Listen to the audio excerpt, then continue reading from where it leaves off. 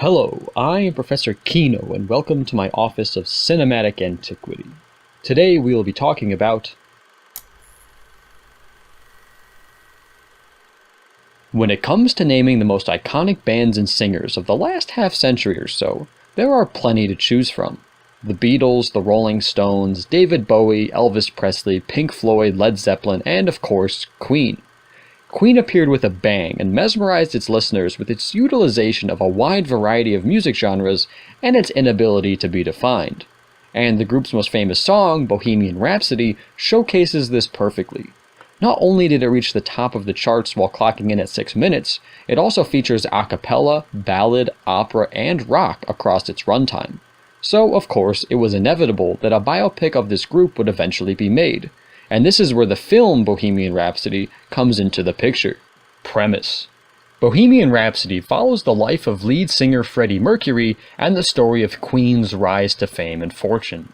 Writing: when this film got rated PG-13 by the MPAA, a lot of people worried that Freddie Mercury's story would be cut, edited, and changed in order to remove some of the more controversial aspects of his life. His excess, his extravagance, and potentially even his homosexuality. However, I come bearing good news. None of these parts are ignored. While potentially not as in-depth and forefront as some people might have desired, everything is present and it is managed well. I particularly appreciated how his homosexuality was handled. It was never in your face, and never like, whoa, looky here, he's gay. It was presented in a more natural way that felt right and real, if maybe slightly rushed through. And as for the rest of the film, while the overall timeline of what happened may have changed around slightly, and some small details of Queen's story may have altered for the sake of time or story structure, the core is present. And while the basics of the story, a band's rise to fame and all of the complications that come with that, is not necessarily new, Freddie Mercury is such a unique man and Queen is such an iconic band that I had no problem jumping in and enjoying the ride. Acting: the performances that really matter in this film are that of the members of Queen. Brian May, Roger Taylor, John Deacon, and of course, Freddie Mercury. They are played by Gwilym Lee, Ben Hardy, Joseph Mazzello, and Rami Malek respectively, and they are all superb. Not only do they capture the look of who they are playing, but they also nail each of their voices and mannerisms. It is like seeing Queen come to life. I wouldn't be surprised if any of them got an Oscar nomination for the 91st Academy Awards, particularly Rami Malek. So now what? This is when the operatic section comes in. Oh, the operatic section, yeah.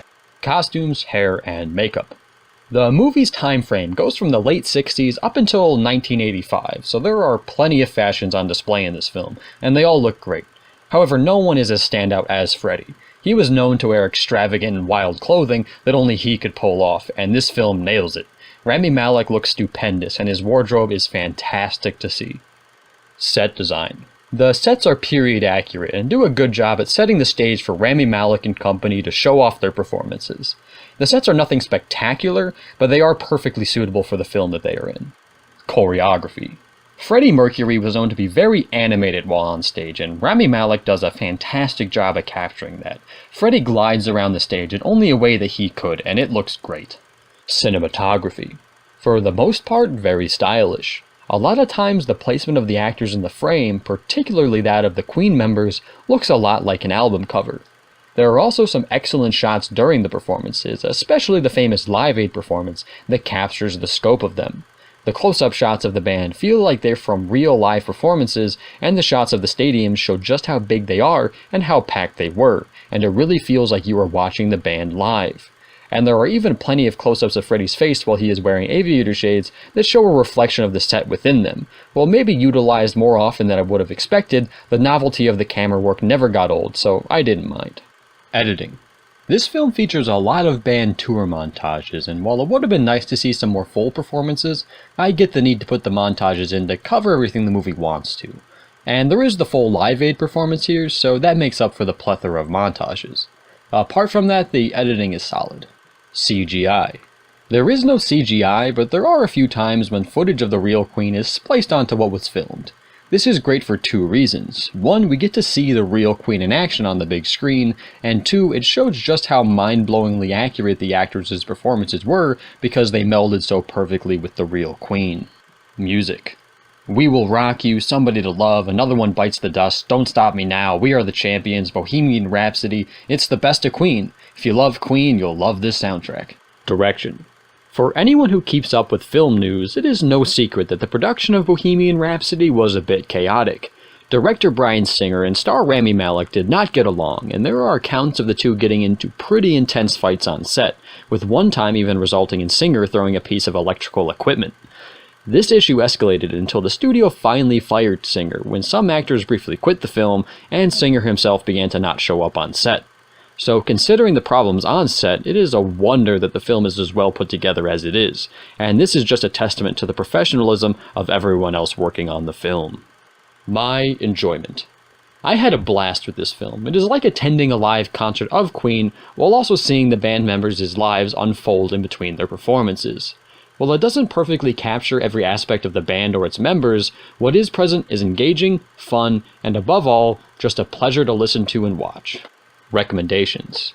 I saw this film with my mom, who was in her teens and 20s when Queen was performing, and she was ecstatic throughout the entire screening. And once the credits began to roll, she turned to me and said it was one of the best movies she had seen in a while. And from the looks of it, most of the audience that I saw the film with was in about the same demographic, and most seemed to really enjoy it as well.